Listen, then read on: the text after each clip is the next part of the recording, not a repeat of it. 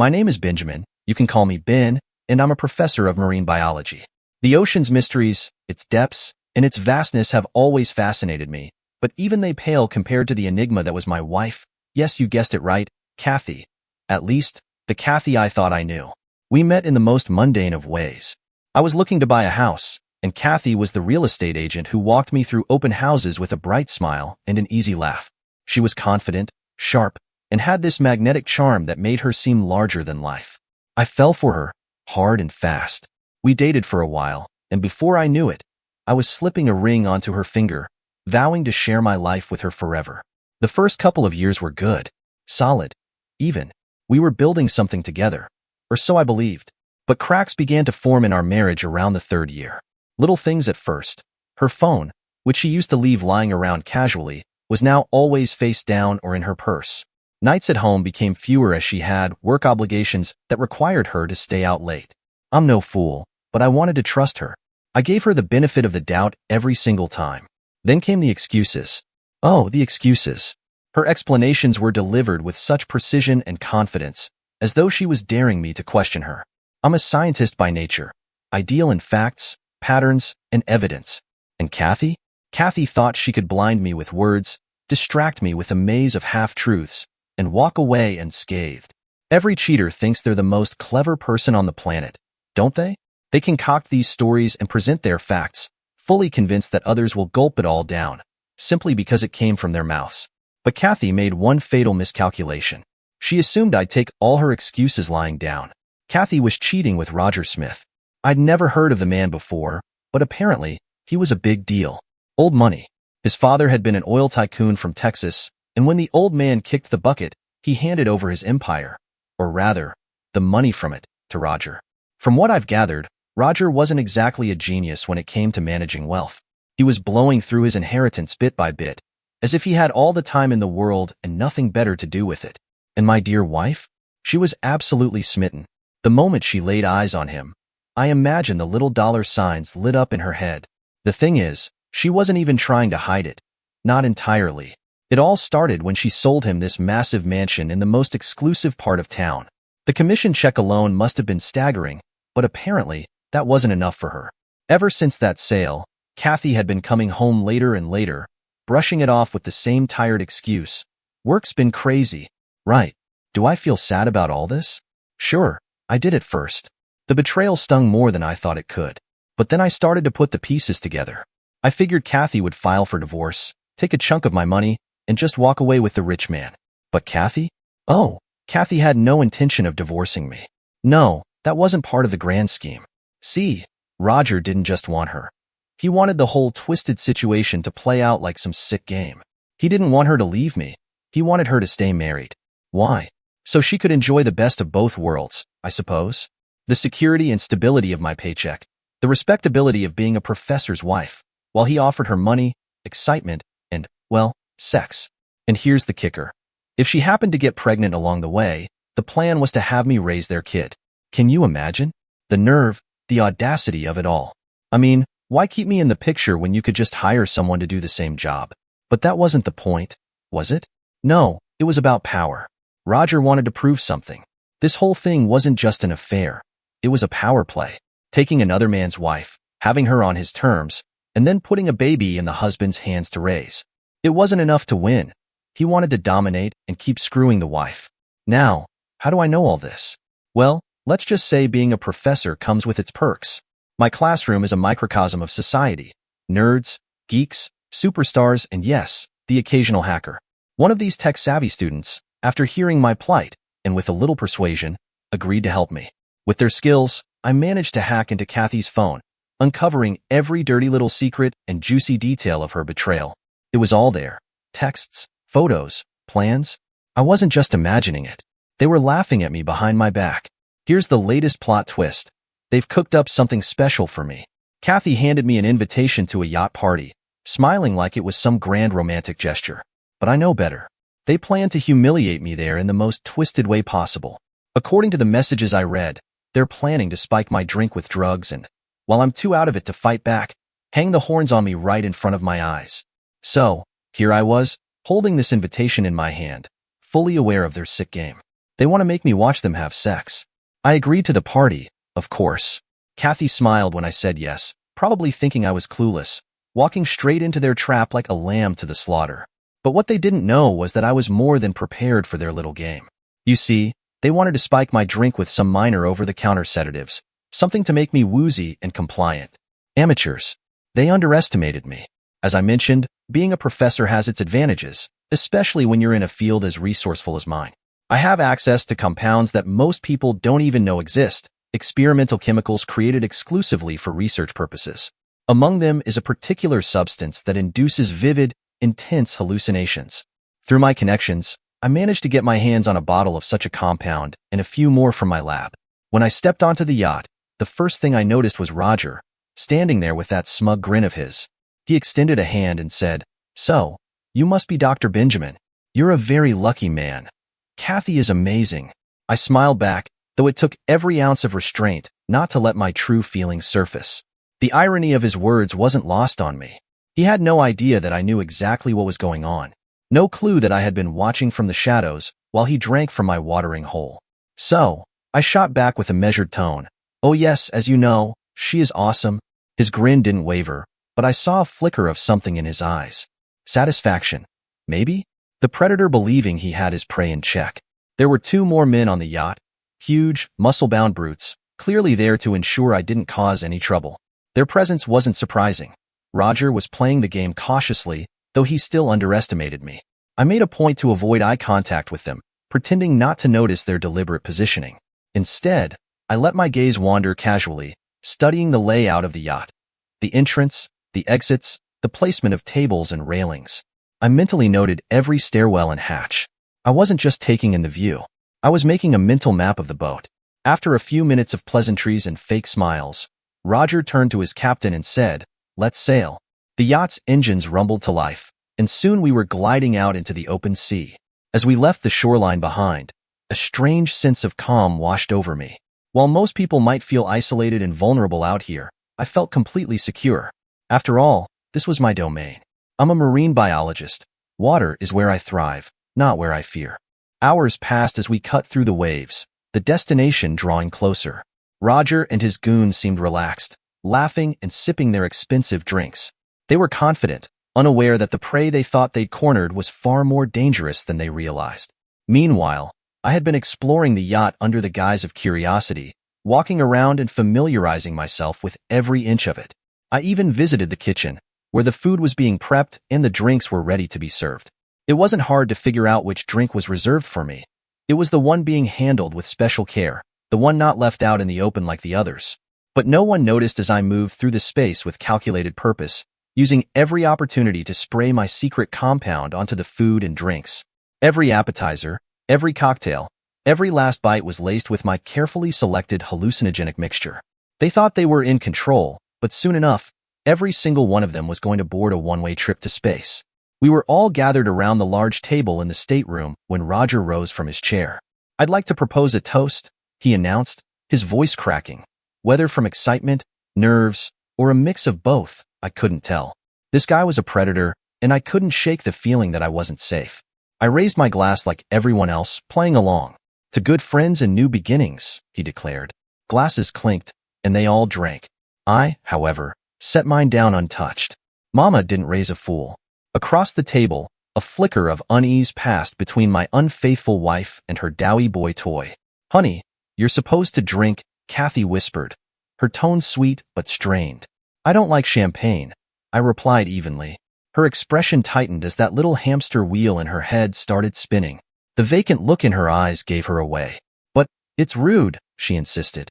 "Don't care. I gave up alcohol. Bad for your health, you know." Another subtle exchange of glances, this time between the server and Roger. "We'll get you something non-alcoholic, sir." "Apologies. Make it a Coke," I said, flashing a mockingly polite smile. "Of course, sir." I gave a nod of approval and turned my attention to my steak. It was a decent cut, well marbled, cooked medium rare, and the only thing on my plate that I hadn't had to tamper with. The conversation drifted along, dull and meaningless. My wife was unusually quiet.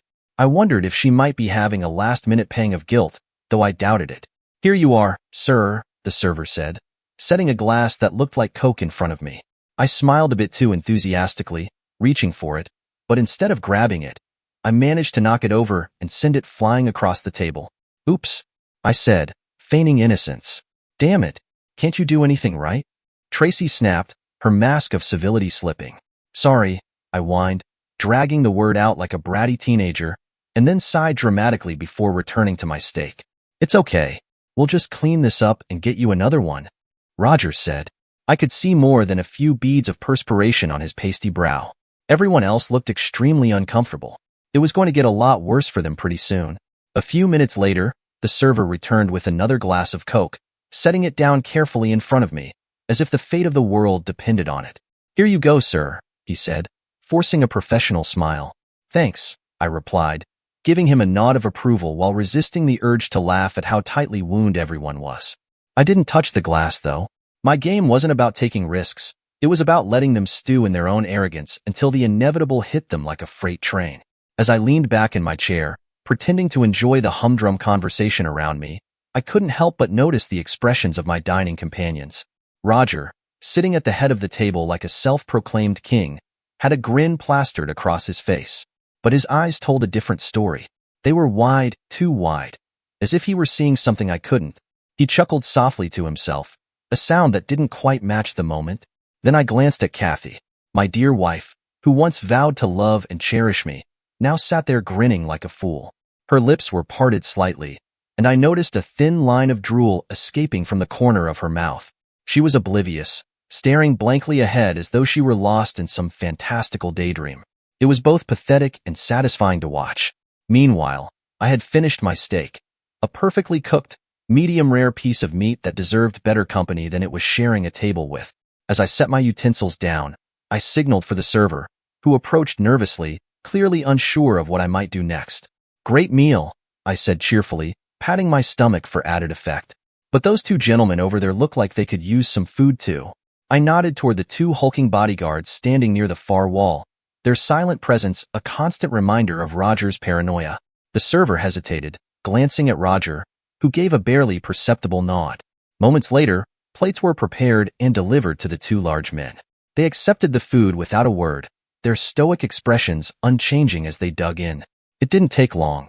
One of them paused mid-bite, blinking rapidly as if trying to clear his vision. The other tilted his head slightly, then chuckled under his breath, a deep, unsettling sound that grew louder until it turned into full-blown laughter. And just like that, the giants began their journey. The once intimidating bodyguards were now leaning against the walls, staring at nothing in particular, their faces slack with wonder. One of them muttered something incoherent, while the other traced patterns in the air with his finger, as if painting an invisible masterpiece.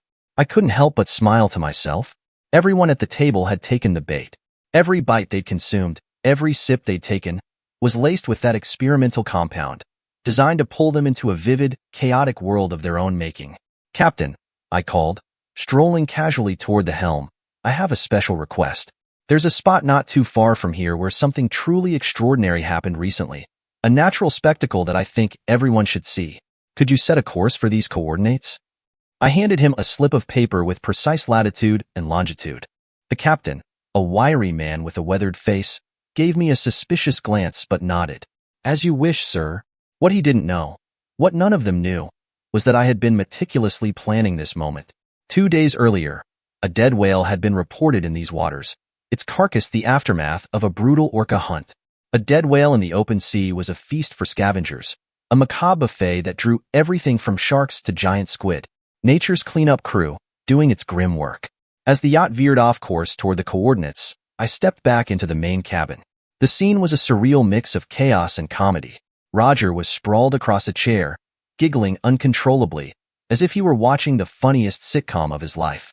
Kathy, meanwhile, had taken to swaying gently in her seat, humming a tune that didn't exist. The two bodyguards were still leaning against the walls, their expressions vacant. One of them was mumbling something about giant flying fish, while the other tried to catch imaginary stars falling from the ceiling.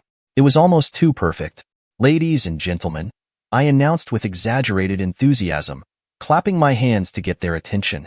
We're approaching something truly remarkable, a sight you'd usually only see on TV. But today, you're in for a live performance, courtesy of Mother Nature herself. Roger's head lolled in my direction, his glazed eyes struggling to focus. What are we gonna see, Benny boy? He slurred, his words dripping with condescension even in his altered state. Oh, you'll see, I said with a grin. Trust me, this will be unforgettable. A few minutes later, the yacht slowed to a crawl. I stepped out onto the deck, the salty breeze hitting my face as I scanned the horizon. And there it was, a bloated, decaying mass floating in the water, surrounded by the frenzied chaos of scavengers. Sharks circled the whale's carcass, their dorsal fins slicing through the surface like knives. Seabirds screeched overhead, diving down to peck at the exposed flesh. It was a scene of raw, untamed nature, a reminder of the brutality and beauty of the ocean. I turned back to the others, gesturing for them to join me on deck. Come on, everyone. You don't want to miss this. Roger stumbled to his feet, wobbling as he made his way outside, followed by Kathy and the rest. They gazed out at the spectacle, their reactions a mixture of awe and confusion, amplified by the hallucinogens coursing through their systems. Look at that, I said, my voice dripping with faux wonder. Isn't it magnificent? Nature at its finest. They nodded dumbly, their altered minds struggling to process the scene. Roger leaned against the railing, pointing at the sharks with childlike glee. Look at those big fish. They're so hungry. I couldn't help but chuckle bitterly as Roger spoke, his words slurred and disjointed, a perfect reflection of the mess he had made of his own life. Standing on the deck, the wind gusting through my hair, I tightened my grip on Kathy's hand and led her closer to the edge. Her eyes were distant, glazed over with a cocktail of chemicals and the guilt she had been holding at bay for far too long. The question had been burning inside me since the moment I found out about the affair, and I finally felt the need to hear it straight from her mouth. Why, Kathy? I asked softly, my voice almost drowned out by the sound of the waves crashing against the hull. Why did you cheat on me? Was it for money? For power? Her response came quickly, her voice low and almost tired, like she had said it to herself 1,000 times already. No, Ben. It was because of his power. He's smaller than you, lousy in bed, and a terrible lover, but he has power. And that's what I wanted. I was weak. You are weak. He has power. Her honesty was as sharp as a knife, cutting through the bitterness and pain that had been swelling up inside me for months. I could see the hollow look in her eyes, the admission of guilt that she couldn't hide, even with the drugs still clouding her senses. At least she wasn't lying. At least I had that much from her. Then I turned to face Roger, who was lingering near the edge of the yacht, grinning like a Cheshire cat. He was completely unaware of the storm brewing around him, too wrapped up in his own arrogance and drugged stupor to see the real danger he was in. Why did you seduce Kathy? I asked, my voice tinged with venom. Why did you think it was okay to destroy my marriage? Roger barely acknowledged me at first, but when he turned to face me, his smile seemed all the more smug, as though he had won some kind of game. She was hot. You were stupid, he said flippantly, his voice slurring, the compound taking its toll. I'm Skeletor, dude. I know what I want and I take it. I stood there, trying to make sense of the twisted logic that came out of his mouth, but there was no sense to be found. I had seen his kind before, men who felt entitled to take what they wanted, to wreck lives without a second thought. But there was something more in his eyes now, something that shifted the tone of the conversation. Do you enjoy wrecking marriages? I pressed, feeling a sick curiosity tug at me. Roger hesitated. I saw a crack in his smug exterior. A tear welled up in his eye, and his face softened in a way I hadn't expected. My mom used to cry and tell me that marriages are hell, he said quietly, his voice filled with a strange, sad sort of resignation. So, whenever I see a marriage, I try to save the woman. I try to give her something better. There it was. A glimpse into the broken soul of the man standing before me, a man who had no real understanding of love or loyalty, but who somehow thought his actions were justified by the broken pieces of his own past. It was laughable in a way. He didn't just want to destroy my marriage. He thought he was doing the right thing. Saving Kathy from a hell he didn't even understand. I was speechless for a moment, processing the twisted logic he had built around his actions. But as much as his words were absurd, there was something deeply tragic in them. A tragedy that came from living in a warped reality where everything was about power and control. He had no concept of what true love was, no understanding of the trust and commitment that had held Kathy and me together for all these years. I turned to Roger, my voice firm but calm. Jump in. Say hello to the shark. Without hesitation, He nodded, took a deep breath, and leapt into the water. Roger's fate was sealed the moment he left the boat. I didn't look away. The sharks didn't need a second invitation. They were fast, calculating. They knew blood, knew fear, and they followed that trail like a predator follows a scent. I could already see their fins cutting through the water. Then I turned to Kathy. Her eyes were wide, but I had prepared her for this. Go swim with the powerful man. She hesitated just for a moment, her breath shallow, but then she made her move. She jumped in with a determined look, almost as if she knew it was her turn to prove herself. The water churned with a new intensity. The sharks weren't waiting.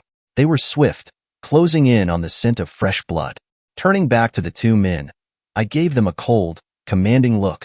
Follow your boss. They looked at each other for a moment, uncertainty flashing in their eyes, but they didn't question me. They jumped in one after the other, the water swallowing them up like it was a hungry beast. Roger was the first to be struck by a powerful, unseen force. A flash of silver as the shark took him, and in the blink of an eye, the surface was stained red. Kathy screamed as another shark snapped at her, its jaws missing her by mere inches. I felt my stomach twist. The sharks had tasted blood, and they weren't going to let go. One of the men, David, I think, was struggling, kicking wildly as the sharks closed in on him. His flailing just made him a bigger target, and I knew that one of those bites would be enough to finish him off. It was chaos, an uncontrollable frenzy, and yet I couldn't look away. There was something deeply satisfying about watching it unfold. The sharks were doing what they were born to do. But then I saw her. Kathy was closest to the edge now, her arms flailing as she tried to stay afloat. Man overboard, I screamed. I knew I had to get the captain's attention. The captain responded quickly. What happened? They all jumped in, I said. No emotion, just the facts. The sharks were still circling beneath the surface, their fins cutting through the water like knives. Get the Coast Guard here now. There was a brief silence, then the captain's quick command as he radioed in the distress call. Stay with them, he said. We'll get help on the way. I looked back at the water. Nothing. I had already lost sight of most of them in the frenzied, blood-red water. It was too quiet now, almost too still for something that had once been filled with such violent motion. The sharks had done their job, and the water, now tainted, told the story.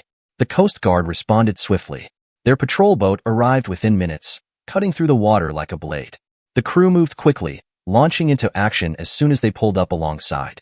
They started spraying the area, looking for anything they could salvage, any sign of life. Their search was methodical, but I knew, deep down, it was too late. The sharks had already done their work. I stayed close to the edge of the boat, my gaze fixed on the water as they swept through it with their powerful hoses. There was nothing left but the faintest ripples, and every time the searchlight flickered over the surface, I felt a wave of nausea hit me. The Coast Guard moved around the water, sweeping from every angle, but it was hopeless.